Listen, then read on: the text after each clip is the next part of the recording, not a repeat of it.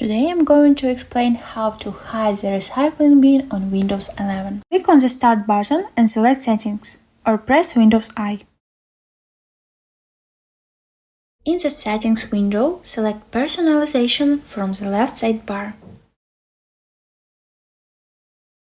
Click on Themes from the Personalization section. Scroll down and click on Desktop Icon Settings under the Related Settings section. In the Desktop Icon Settings window, you will see a list of desktop icons.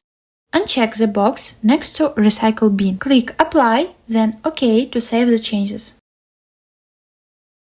The Recycle Bin will now be hidden from the desktop. If you want to make it visible again in the future, just follow the same steps and recheck the box next to the Recycle Bin.